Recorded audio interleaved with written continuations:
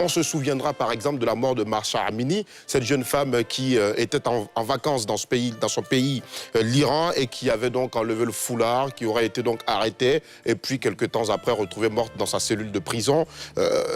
Voilà, ça définit clairement qu'il y avait une restriction de liberté. Moi, je suis quand même un peu stupéfaite de ce qui s'est dit pour que certains, ici sur ce plateau, parlent au nom du peuple iranien, sachant qu'eux-mêmes, dans leur immense majorité, sont contre ce régime. Écoutez, on ne va pas aller par mille chemins.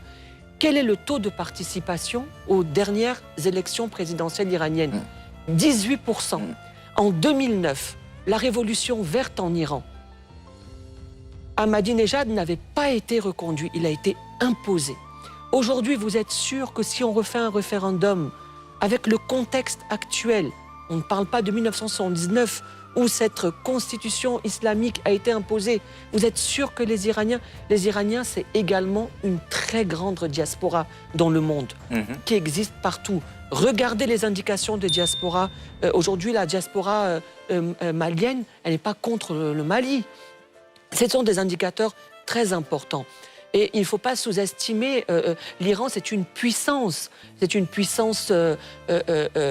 exportatrice de pétrole, de gaz. Elle fabrique ses propres voitures, c'est une puissance économique forte. Alors oui, le chômage, il pèse. Et puis l'Iran, c'est des groupes de personnes. Les Kurdes sont très influents et il y a les Perses qui représentent que 40%, mais le reste, ce sont des communautés qui viennent des frontières de l'Afghanistan, aussi à des populations arabes. Donc, il faut savoir que la République islamique consacre que le dernier mot revient à un guide suprême dont ses intérêts sont axés sur une idéologie religieuse. La question aujourd'hui de 46 ans après, ça a mené à quoi? Ce dont ils ont toujours redouté a fini par y arriver. Alors, on pourra en discuter. Hussein El-Khayat, une petite précision. Selon Le Monde, les résultats des dernières élections donc, qui avaient été publiés, je crois, en juillet 2024, la participation s'était plutôt établie à 49,8%. Massoud Pezeshkian avait donc battu l'ultra-conservateur Saïd Jalili. Voilà, selon les autorités iraniennes en tout cas, c'est pas 18%, mais c'est 49,8%.